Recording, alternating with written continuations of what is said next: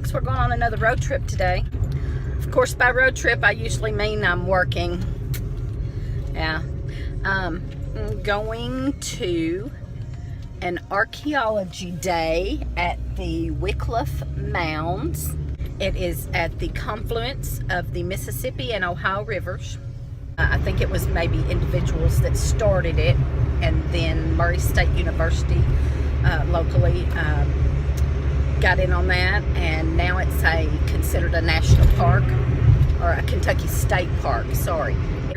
They used to call it, at one time, they called it Ancient Buried City, because it had it was a burial mound and had a ceremonial mound, and it was a little village that was there. I know they're going to have flint knappers making arrowheads, and Lee does that too, so we're going to show a video on that right away, maybe today, because he's actually working on that himself. He has already started that video. That's something that he just loves to do. He's been doing that for many years, of making flint knapping and making arrowheads, and he makes a lot of tools and crafts out of that. And you saw in my bug home bag, I have, you can see that video, one of his knives that he made out of an arrowhead that he made, and then he made a knife out of it. And I have lots of other things that he has made. Here we are, we're pulling up at this Wickliffe Mounds State Historic Site.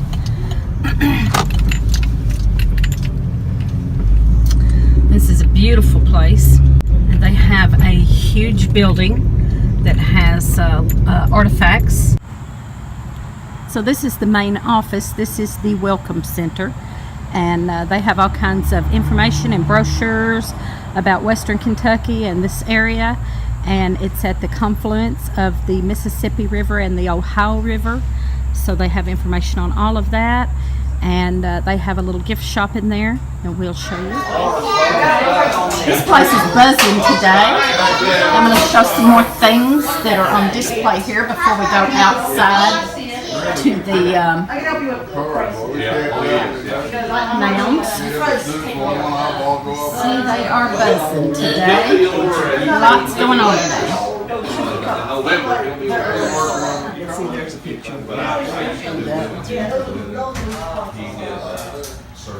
That was unearthed.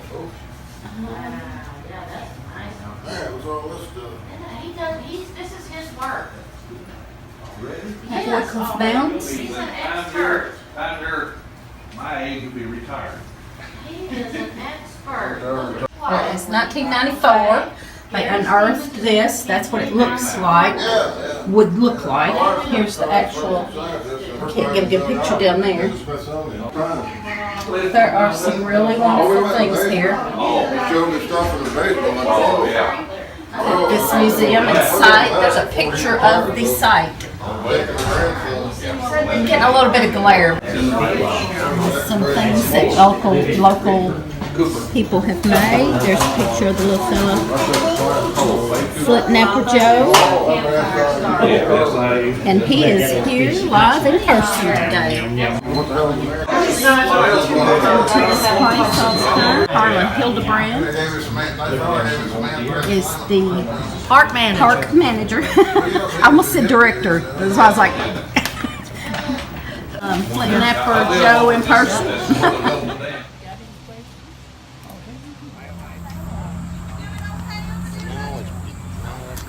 Alright, here's a table set up and some flint knappers. And like I said, we will be looking at Lee Flint Knapp in another video. This is a very young 13-year-old flint napper, and look at the job he has done. He is really good. That's as good as Lee does, and Lee's been doing it for a very long time, and this little fella's 13. There's his card. And this fella is Arrowhead Fred. He's here today front napping, and here's some of his things. They want to cross the river to get their front down the blue. He has some beautiful pieces. Basket weaver here today. Like right now, this, if I hadn't She's stopped and explaining started, to these kids how she makes her baskets. however, most of the time it takes me 6, because now I'm not a fast weaver. My sister-in-law sews, and she's one of them. What do they make? What is that you're making it out of? It's called reed. Reed? It's a cane, it's a plant. I'm going to let you help me here in a minute, okay? I'll let everybody do a little. Beautiful A baskets. little bit, but that's... At this booth, they're making ceramics, clay, real local clay. They are learning how to make some pots, pieces. Those are beautiful. They're letting folks make their own craft here today. This booth is making push-up blocks. Check down Some their books books for sale that I have written. by the author, Miss Geraldine Ann Marshall. Can you count? Making their corn shook. This booth, they have jewelry and spindles Drop spindles. That's right. and woven finger. Scarves. Wow, that is neat. Bookmarks. Books. And here's her. Look at there. This is for the kids to learn how to spin. Wow. So that's I awesome. demonstrate, and then they use these little sticks and spin some yarn. When you guys see this? Look at the beautiful scarves. Here is her card. Here. What I'm doing here is finger weaving, which is one of the methods that the people who lived here used to make their fabrics. And it's an open secret among archaeologists that the eastern woodland Indians, which is pretty much everybody east of the Great Plains, made their own fabrics. And a lot of it was done by finger weaving. Now I'm weaving wool here, which they did not have. Sheep did not come to this continent until 1493, and the Mississippians were here in around, I don't know what the dates are for Wickliffe, but around 1000 AD, something like that. But I also have, it's kind of covered up with the other weaving. I saw a blanket under there. Yes, I have 2 shawls. This was a color study I did where I used the same number of threads of each color, and I wove one in the flaming arrow design and the other one in a double lightning, just to see if I could compare and contrast the two. Wow. This is my this is the spin through Americas. I have llama hair to here, alpaca to here. Alpaca dyed with cochineal bugs, which the Aztecs taught the Spanish explorers how to use as a dye. Oh, wow. They're bugs that grow on nopal cactus. In North America, we used rabbit hair, but if I got modern day rabbit, we bred them to have really long hair, and this would have been too fuzzy. But I found some fiber that was alpaca and Angora rabbit blended, and then here we have bison hair, which is also used. So I have from South America to North America the major fiber animals that were used 1,000 years ago. So armed with what we couldn't do, Jerry took gray wool, dyed it with natural dyes. I spun it up and wove it into a 25-inch wide shawl. Beautiful. Because we couldn't do it. Beautiful. It's beautiful. impossible. Wow. It's all, and I'm not wearing it today because it's also wool. And it's pretty warm out here Yes, today. yes. All This right. is a warm thing to wear. Beautiful. Thank you so much. This is the actual mound. They show some of the pieces. This is where they done the archaeology. I can't go in there because it says no cameras, but I'm just going to scan around and show a little.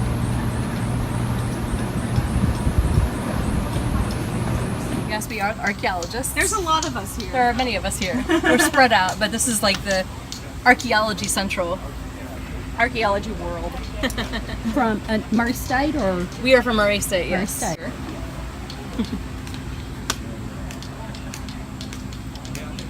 Are these actual pieces or replicas? These are replicas. Oh, well, these are replicas. These are actual. Yeah, these are actual. The ones that are pieces. broken are real. The ones in the back are Yeah. real. And those are actually from Wickliffe.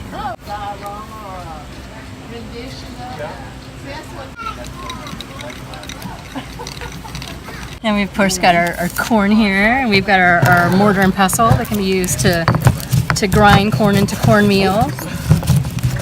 These are some just examples of hoes that are made out of church that would have been used for planting agricultural fields, and this is just a giant example. Here we're looking at a grid, and it sort of shows the way we excavate isn't necessarily the way things are in the ground. So sometimes you find artifacts will be sticking out of walls and things like that. So what we try and do when we excavate is control. So we measure out across the site sort of where things are so we can go back and relocate those things.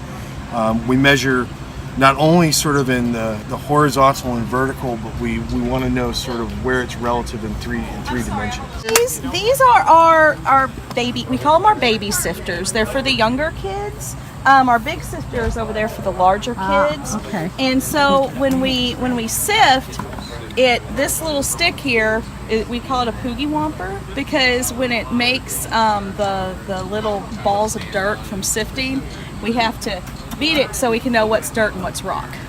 This is going to be done specific ways. Yeah, so everything, you want to get your bucket full. And when you get your bucket full, you'll take it over here to one of these sifters.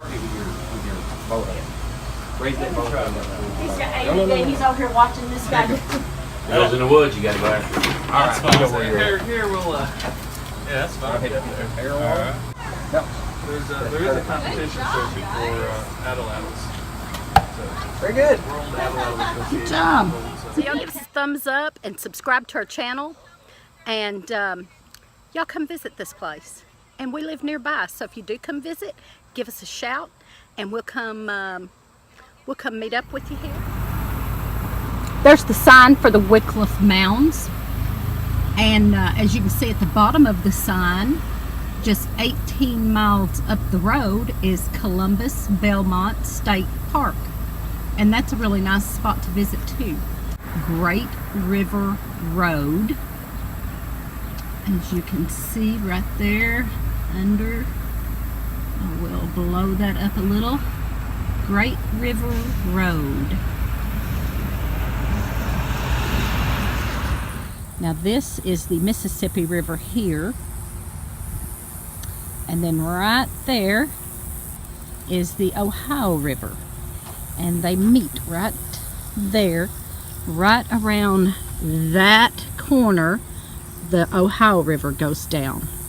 So this is the confluence where they meet at right here. This is absolutely one of the most beautiful spots in western Kentucky. Now the water is not usually down that far. You usually don't see that sand sticking out there, and making everything nice for tourism. This is a great place for hunting, fishing, bird watching, trails. There is horse riding trails, ATV trails. Right outside of town here, there is a bed and breakfast that is so beautiful. It's called Hillbilly Ridge Bed and Breakfast. They have a beautiful place and do a wonderful job. So if you are headed through this way, look them up also. Give us a thumbs up, subscribe, share. Share this video. We need this video shared. Not just for my channel, but for my county and the Wickliffe Mounds and the Great River Road. Share this video. Thank y'all.